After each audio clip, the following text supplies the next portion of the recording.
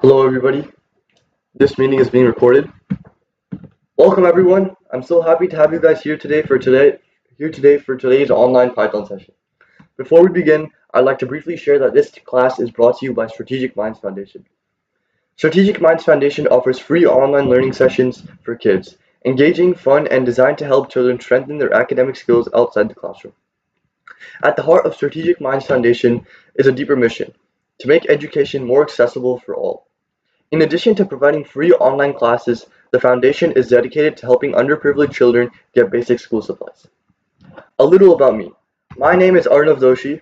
I'm really passionate about technology and teaching. I got first place in the FBIC district coding competition and second place in the district robotics competition, and I'm also the lead programmer for my robotics team. Some rules for the class.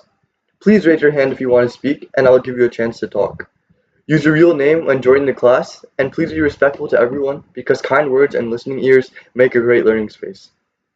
Please be respectful of everyone's time by staying focused and ready to learn, and keep the chat related to the topic so we can all stay on track and get the most out of our time together. So now let's jump into it. We'll start off with a quick recap. So we've talked about the concept of programming, and in general, programming is just giving instructions to a computer or robot to complete a particular task. Now we talked about coding using online interpreters for Python, and two that I like are onlinepython.com and Google Colab. During the class, I'll be using Google Colab.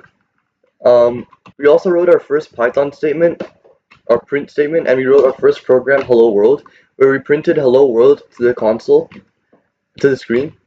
And then we also drew some triangles and rectangles using our print statements, and we wrote a paragraph, like a mini story, using our print statements. Then we moved into types of variables, like strings, floats, ints, and booleans. And floats and ints are just numbers, and floats are numbers with decimals, and ints are whole numbers. And then strings are sequences of characters, and booleans are true or false, yes or no, 1 or 0. Then we moved into input statements, and we talked about getting input from the user. What is getting input? Like, input statements are like if you're getting input from the user in your program. So like you run your program and then the user can type something in, and based on what the user types in, something happens in your program. So that's what input is.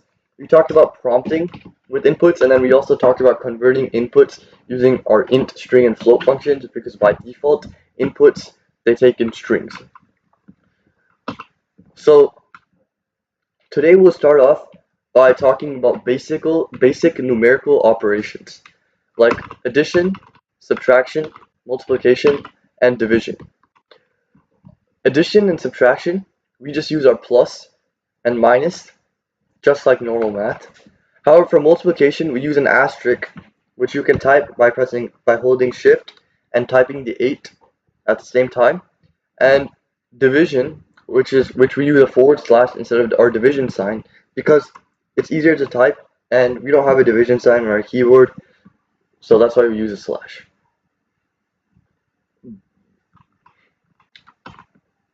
Now let's look at an example of using these numerical operations, and let's see how we would write a program to add, subtract, multiply, and divide two numbers 10 and 5.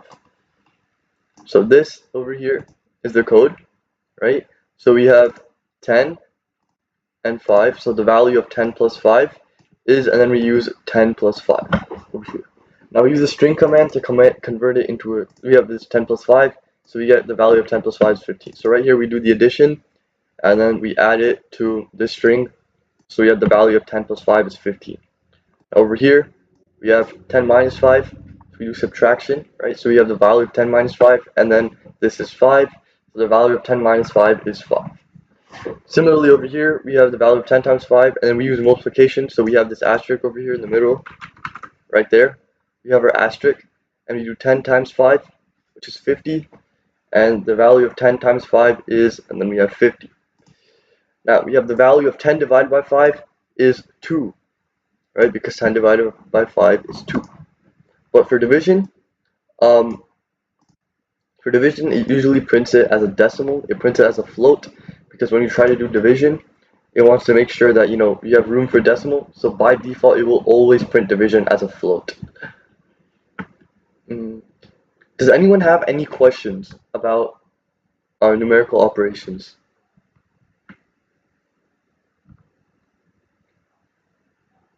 Okay. Okay. So we have a question.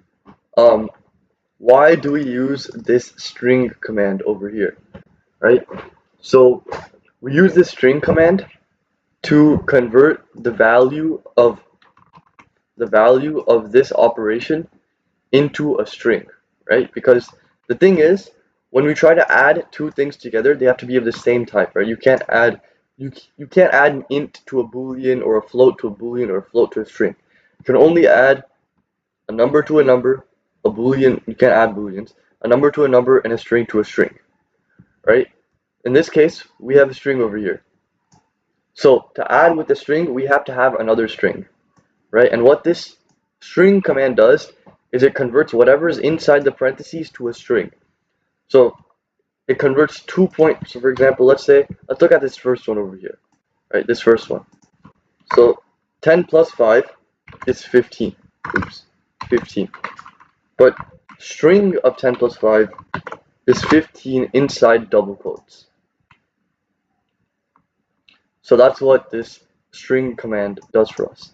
It puts the 15 inside double quotes, and then when we try to add 15 and the string in the beginning, that's what we get. We get the value of 10 plus 5 is 15. And if you're wondering why can't we just add it, why can't we just do string of 10 plus string of 5, right? What this would do is it would give us string of 105 instead of 15, because what string addition does is it just adds the other string to the next string.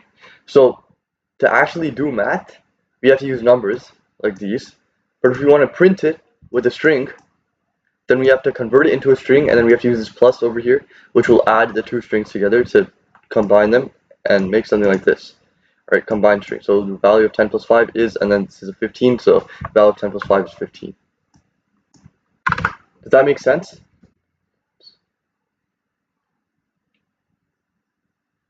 Okay, that's great.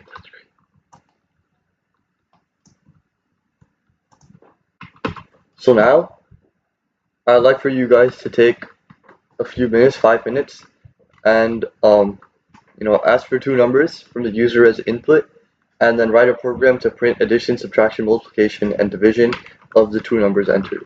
And then after 5 minutes, I'll show the solution and I'll explain it, and then if you have any questions, you guys can ask now or then. After a couple minutes, I'll give you guys a hint.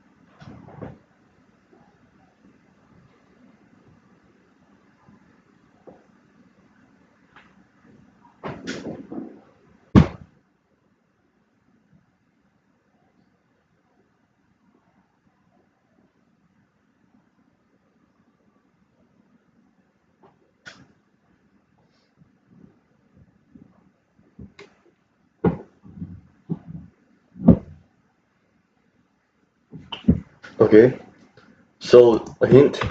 This hint is ask the user try to do your code. Try to structure your code in the following format. Right. Ask the user to input the first number. Ask the user to input the second number. Print the sum of the two numbers. Print the difference of the two numbers. Print the product, and then print the quotient.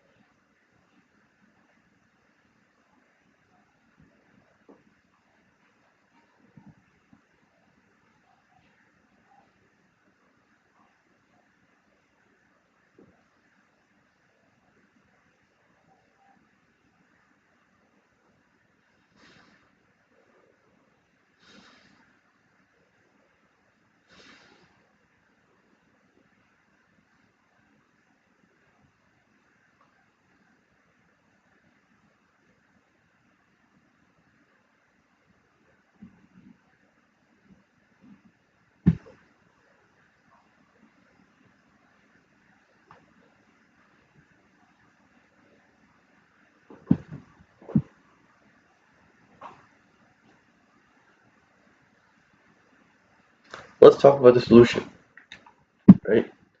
So the outline of what we have to do is we have to ask the user to input the first number, then we have to ask them to input the second number, then we have to print the sum, difference, product, and quotient.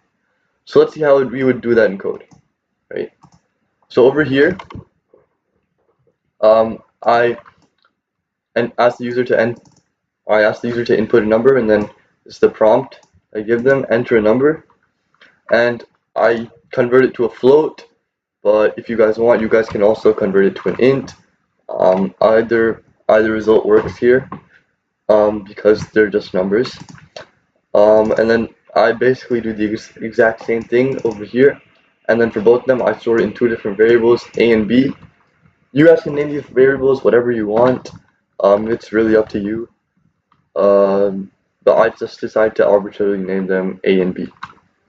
So now what I do is the value of A plus B is A plus B. A minus B is A minus B. We use this minus, and then A times B and A divided by B. And then, yeah. So let's just start a program.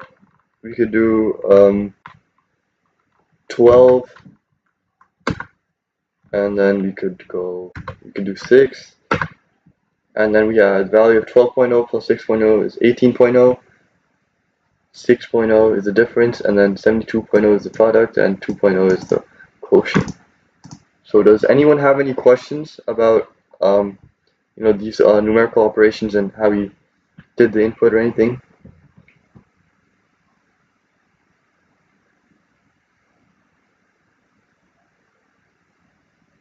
Okay, yeah. So we have a question, why do you use this string command over here as well?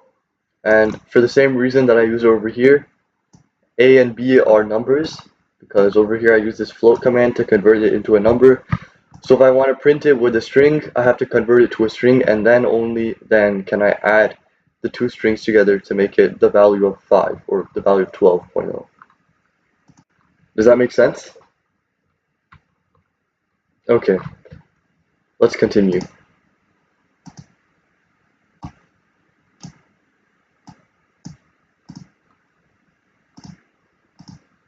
One sec.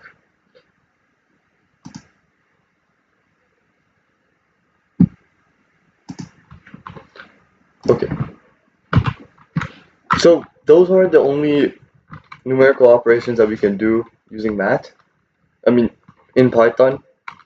Um, we can also use this below line of code, right? And we can get some more functions, right? So these functions, these four we already have: plus, minus, multiply, divide. Now, this is the percent symbol, and it is the modulus operator, right? So what the modulus operator is, it just gives us the remainder when we divide two numbers. So as an example, if we were to have 5% 2, the output of that would be 1, because the remainder when we divide 5 by 2 is 1. Similarly, the remainder when we divide, similarly, so in other words, like 5, the remainder when we divide 5 by 2 is 1, right? So also we can say it as 5 modulo or 5 modulus 2 is equal to 1. So this is the string function which we talked about. We convert a number to a string. So what we can do is when we want to print it with a string, we can combine the two and then we can print it nice as a string. This is the absolute value function, where basically it just takes the positive version of the number. So if you were to have like -5, then the absolute value of that would be 5. If you were to have 5, then the absolute value would be 5. And a way to think about the absolute value function, just like geometrically, is just the distance from 0 to that number on the number line. That's like a way to intuitively think about it geometrically, if you want to think about it like that. Now we also have the power function, where we have a base and an exponent. And for the power function, let's see. Can you guys see this line that we have on the screen? Okay, that sounds good. So for power function, we have a base. I'm just going to say base E, base B, and we have an exponent E. And this is how we write it. Right? This is the base, and then this is the exponent. So what this is equal to is it's equal to the base times the base times the base, and then so on and so forth. We're just going to have our dots here. Okay, those are not that good dots. Oops. One sec. I'm not the best at drawing. Wait, dot, dot, dot, and then base. Well, I should use multiplication. And the thing is, we have E B's. So this may look confusing at first. So let's do an example, right? So let's say we have 2 raised to 3. That's how we say it. 2 raised to 3, or 2 raised to the power of 3. This is equal to 2 times 2 times 2. Right? This is equal to 8. Because 2 times 2 is 4, and then 4 times 2 is 8. But over here we have 3 2's, right? You can see that we have 3 2's here. And that's what this exponent is, right? So we have 3, so that means we're going to have 3 2's, and we're going to multiply all of them together. And that's how the power function works. So the maximum function, or the max function, is quite simple. You give it 2 numbers, it'll give you whichever number is greater. If they're both the same, it will just give you that number. Similar thing with the min function. You give it 2 numbers, it will give you whichever one's minimum. And if they're both the same, it will just give you the value, whichever one. It won't give you like a variable, it will give you a value. So it doesn't really like matter if both of them the same, you'll get the value that you want regardless. And the round function is just like normal rounding, where if you have the decimal point, the decimal part is 0.5 or greater, then it will round up to the next integer. For example, 3.7 would round up to 4, right? And then if it's less than 0.5, then it would round down to the integer that it has, right? So 3.7 would round to 4, 3.1 would round to 3. And then 3.49 would also round down to, 3.3. So 3.49 would round down to 3. Right? That's what we say. Whenever it rounds up, we'll say it rounds up to whatever, and then whenever it rounds down, we'll say it rounds down to whatever. But Python's round function, you give it whatever, and it will round properly for you. Now, there's also other functions like floor, which basically is you ignore the decimal part of the number, and then you get the floor. The formal definition of floor is the greatest integer less than or equal to the given number, right? So 3.7, if we just take out the decimal part, we're left with 3. So what do you guys think the floor of 4.5 would be?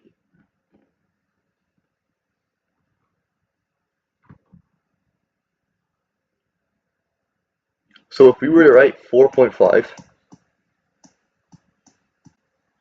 and then we took out the decimal part, which is 0.5, we are left with 4.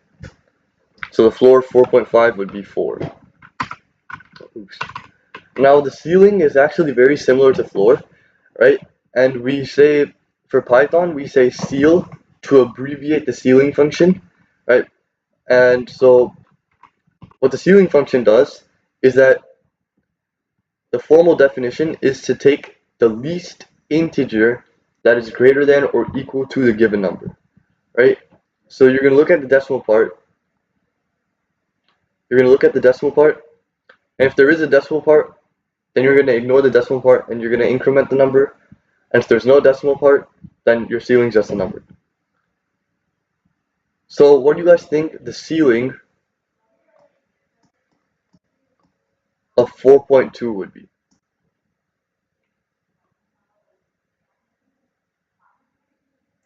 So we can see that we have a decimal part, right? So what we do is we take out this decimal part and then we get that 4.2. The ceiling of 4.2 would be 5. Now, how about what would the ceiling of 4 be?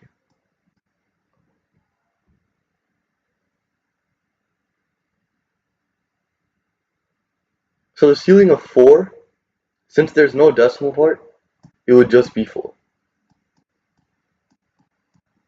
Right, so that's something important to remember with the ceiling function. If there's no decimal point, then we don't increment it, and if there is, then we increment it. Now we also have the square root function, which is you just take the square root of the number, and then it will give you the answer. So I'll give you guys let's do an example with some of these numerical operations. Right, so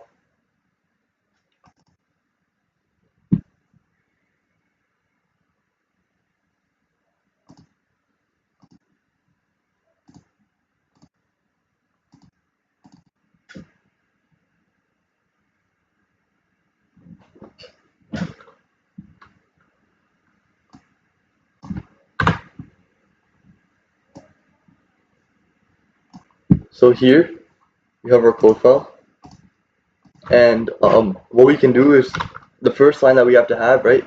So whenever we're using this fancy math function, we have to always do the import statement on the first line.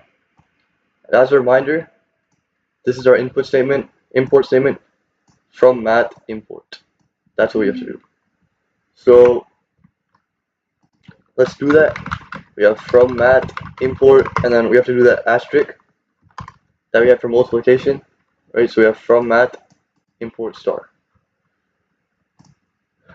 Now let's just say that we have two variables, 2 a equals 2 and then b equals 3, and then we can take the power of these two variables, right? So I can just do print pow, and then I want to do 2 raised to third power. So the base is always the first number in the power function, and then we put the second number separated by a comma. So we put the exponent separated by a comma to the base. So we have print the power of 2 to the 3, right? So this, if you run it, so it's connecting here, and it's if we were to run it, it would give us 8.0 because power by default it uses the decimal point. It uses floats because you can have decimal powers or decimal bases, and in that case you're gonna have a decimal result. So by default the power function just uses floats, and then we have 2 raised to the third power is 8 because 2 times 2 times 2 is 8. Now let's try using the round function. Like let's say we have 3.5, 3.5, right? Let's try seeing what would happen if you were to round um, 3.5, right?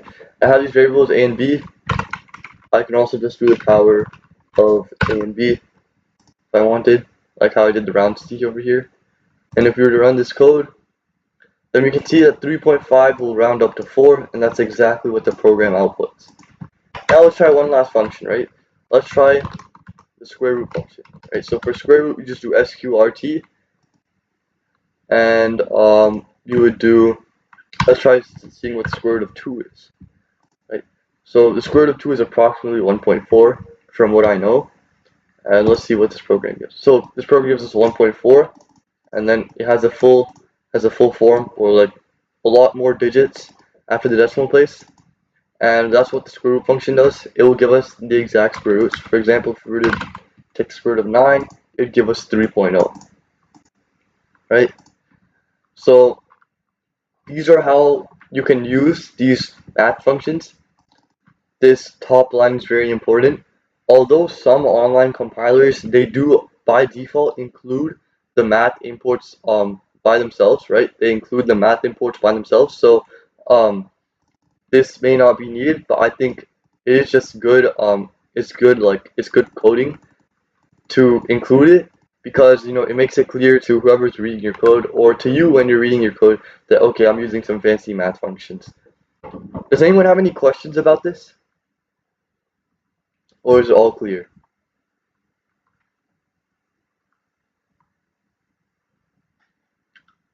Okay, that's great. Now let's move on to the exercise. Right?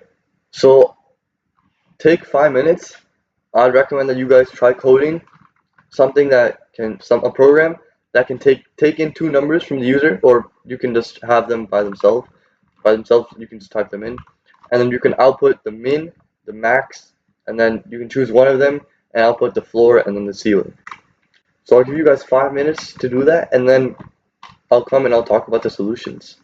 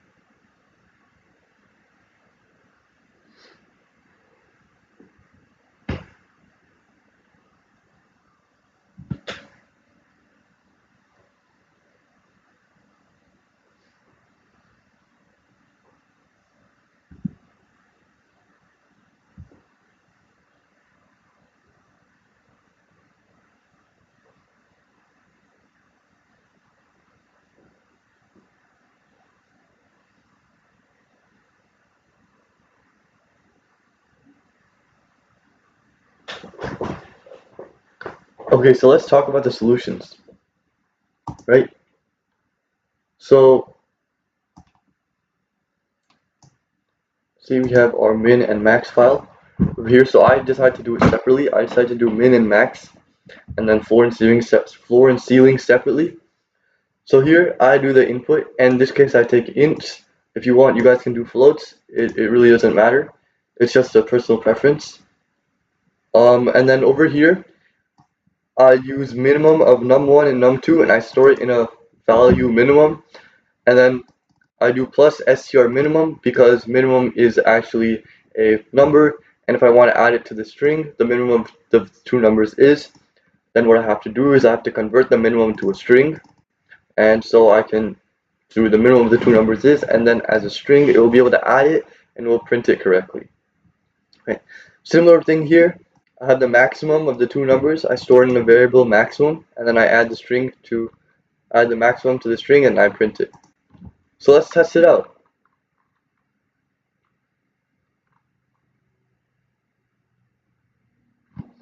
We can go 3.14.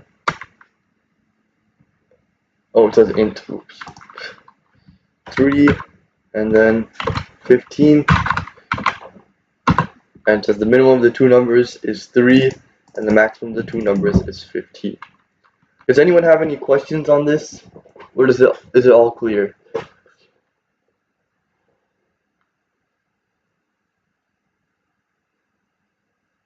Okay, that's great. Let's continue to floor and ceiling, right?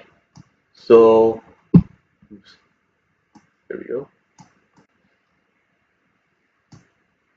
This is the floor and ceiling, and as you can see here, we have our from math import star or asterisk line over here, right? And then we ask them to give us a decimal number. So that's our input, and we store it in number. And then we get the floor value. That's our variable by using this floor command with the number. So this will give us the floor, and then we add it to our string so we can print it properly. And then this is our ceiling.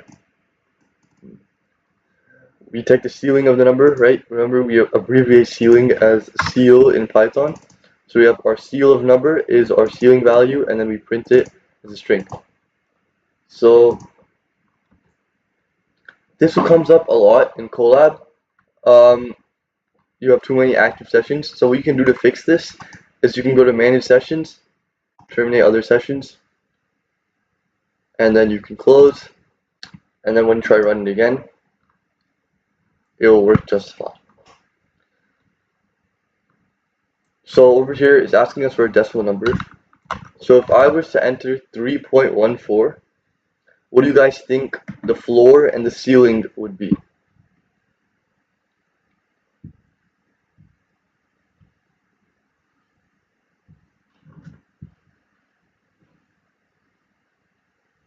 So the floor will be 3 because there's a decimal point, so we just like ignore the decimal stuff, and the number that we're left with is our floor. And the ceiling, well, since there is a decimal part, we would just ignore all of the decimal part and then add 1 to the number, so we get 4, right? So if we were to do this, it says the floor value is 3 and the ceiling value is 4. Does that make sense? Does anyone have any questions?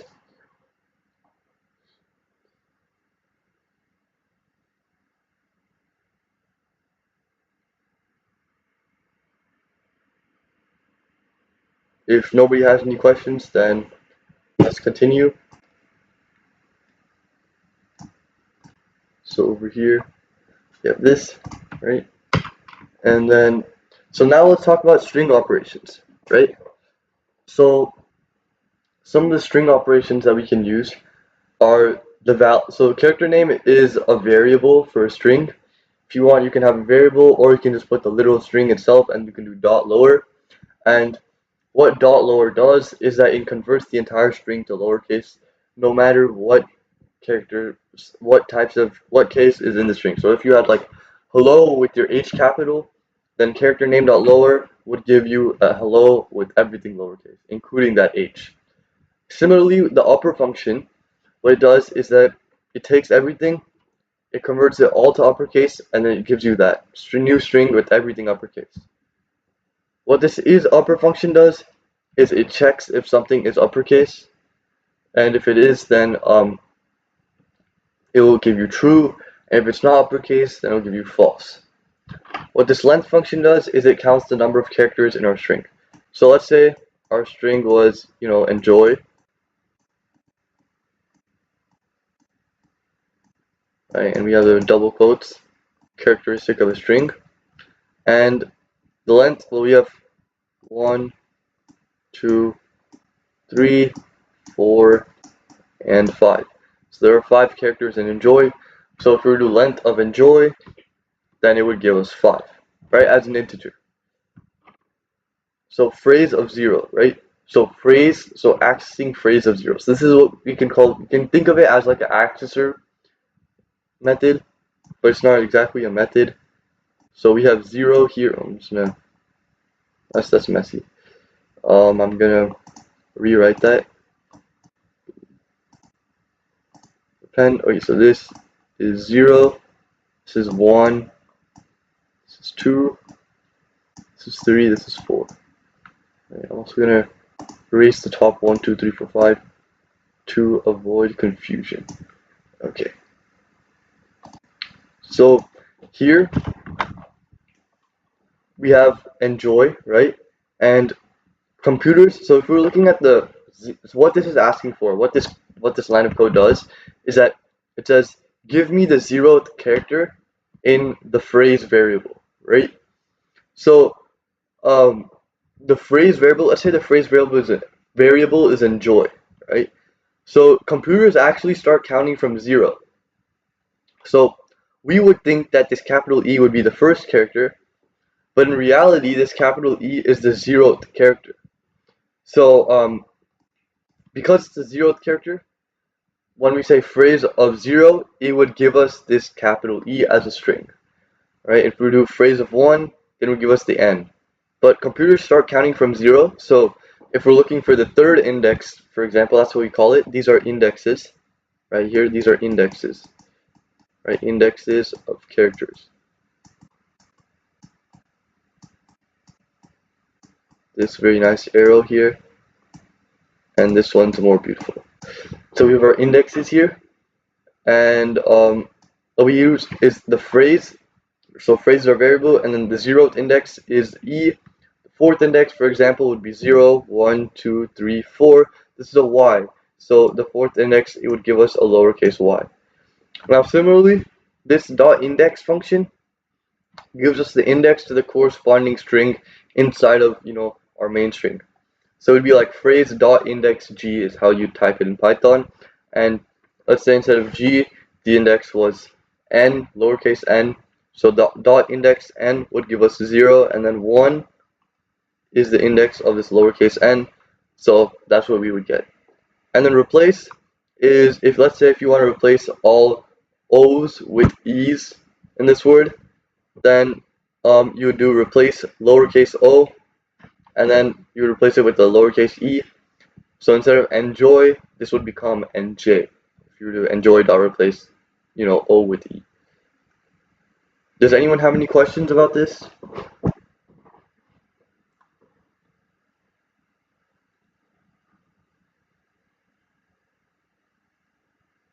Okay, so let's look into some examples, right? So we have these string operations here, and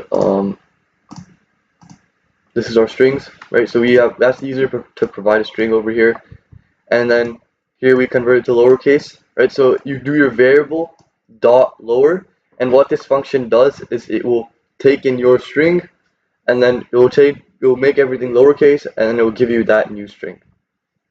And then over here, similar thing with upper, right? So string ops dot upper, and then we take the length of our string, and remember, since we want to print it with this string, we want to say the string's length is. We have to convert this to a string. So to convert this number, this integer, to a string, so we can, print it as the string's length is 5. And then the first character of the string is, and then we get this, 0. The string's ops of 0, so it will give us the 0th character, which for us humans is the first character. And then we can find the index of the phrase joy is of the letter. We can do letter A is the index of A, and then with all E's replaced with O's is E's with O's. Oops. Right. So in this we access the zeroth character, or in this the zeroth index, or the first character of string ops. Then we calculate the index of the letter A, and then we print that, and then we replace all E's with O's in our string, and we have string ops that replace all E's with O's, right? So let's try running this code.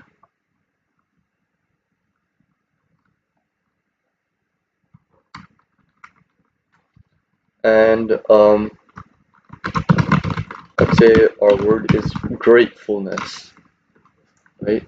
Is that even a word?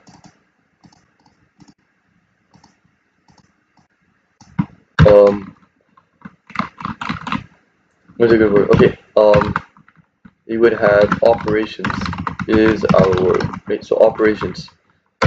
So everything in lowercase gives us operations with that O in lowercase. Here we have everything in uppercase.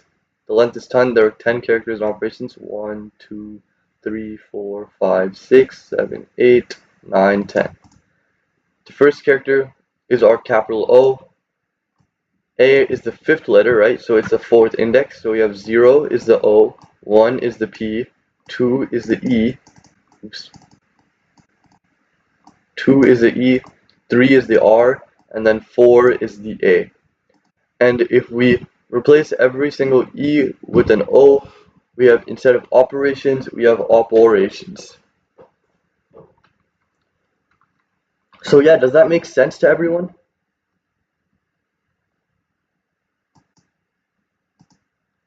Okay, that's great. So I think you guys can take like 3 minutes to do this, and then I'll come and I'll talk about the solutions.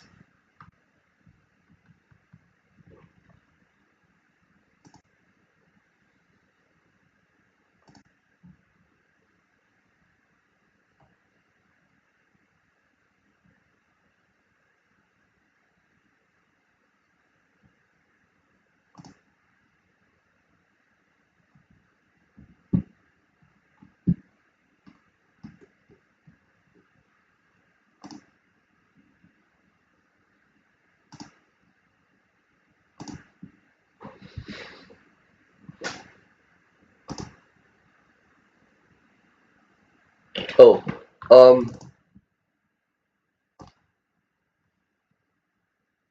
it says over here, compare strings.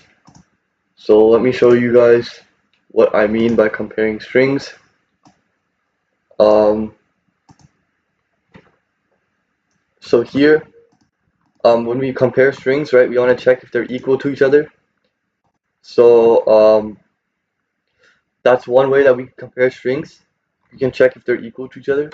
And by equal, they have to be the exact same as each other. So for example, if I also do hello and then hello, these two are the exact same string, no spaces before or after, so it gives us true, right? So this equal to function will always give us a boolean, right? And then so if I was to run again, so I'll just put hello normally how I did it before, and I do hello with the h lowercase, you will see that it gives us false because this h and this h are different. So we have, two different strings, so they are not equal to each other, so it gives us false. Now, for example, if I was to do hello with a space after it, and then I was just to do hello normally, it again says false because over here I have a space after the hello, and over here I don't. So that's why those two strings are not equal to each other. Does that make sense to everybody?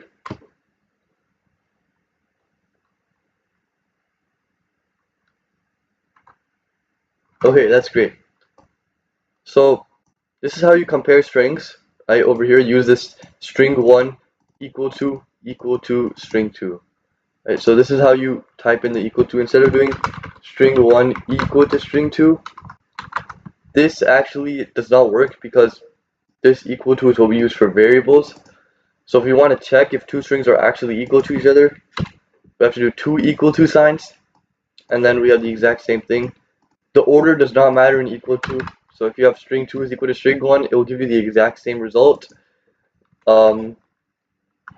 Yeah, this is our equal to. This is how we compare if two strings are the same. We use this double equal to sign, kind of like plus minus. It's kind of like an operator like that, but it's just double equal to, and it gives us a boolean. So yeah, does everyone understand how to compare strings? Does that make sense?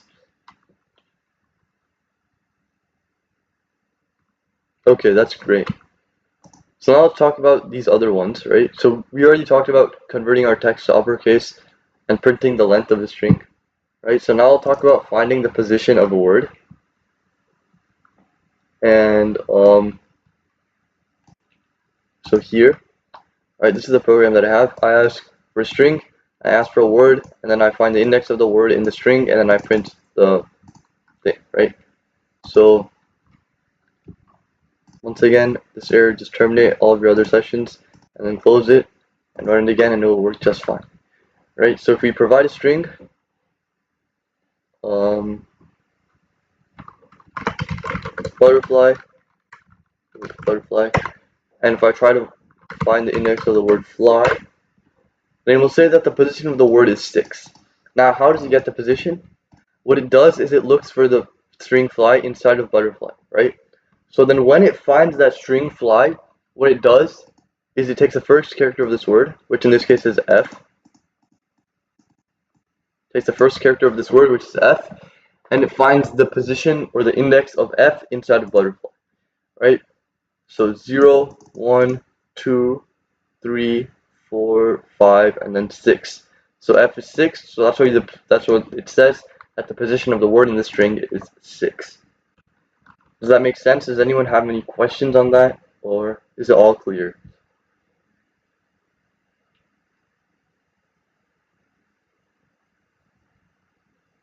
Okay, so that's great. So we talked about printing the length of the string, and then we talked about finding the position. Now let's talk about replacing a word in the string, right? So here you have our code. We can provide a word, right? And then we have a find word and a replace word, right? So this is the word that we want to replace, and this is what we're replacing it with. As you can see over here, this is the word that we want to replace. This is what we're replacing it with. And then we have our string dot replace, which is how we type that command. And this is our new string. And then we'll just print it. We'll say the position of the new word is, just like how we did, oops, I don't know why that's it.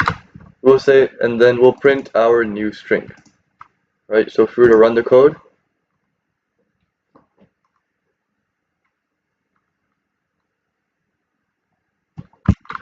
to Mississippi, I think I spelled that correctly. Let's say if we want to replace SS with KK, then we have Mikikipi, right? And we replace SS with KK, so it will go in, it will take every time it sees an SS, and it will put a KK there.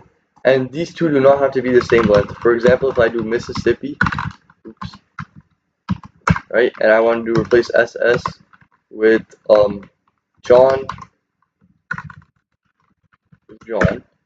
then it would be or me Johnny John EP, right? So that's how it is. Um, that's how it will work.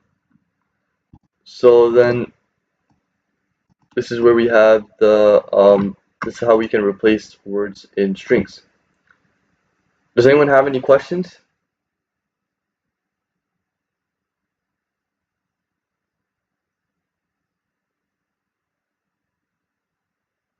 Okay.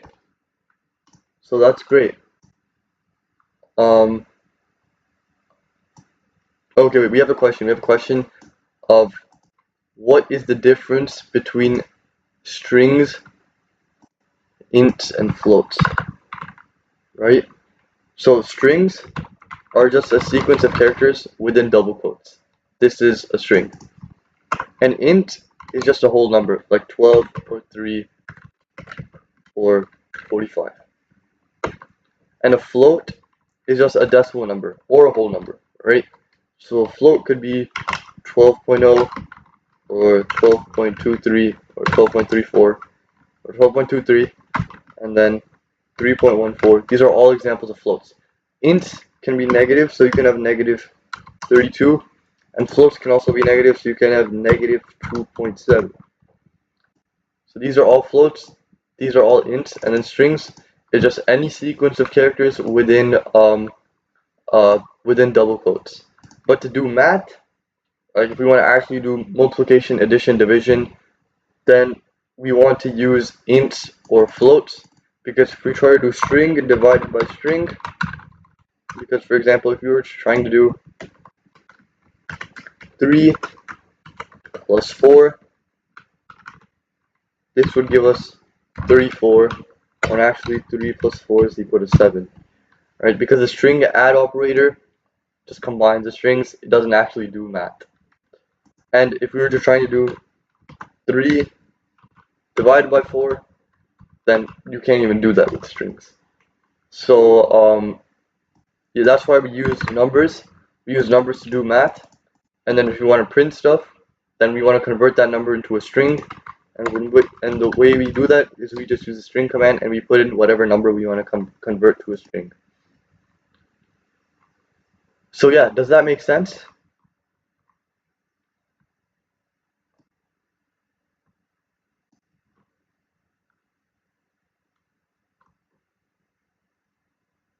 Okay. So this is the end of the session. Um, Thank you guys all for joining the session. Hopefully this was helpful to you guys. And I'll send the link to the recording in case you guys want to watch it again. We'll meet again next week. Same day, same time, Saturday, 10 a.m. Central Time. I'll send the link. I'll send the link to the meeting in advance. And thank you guys again, and happy coding.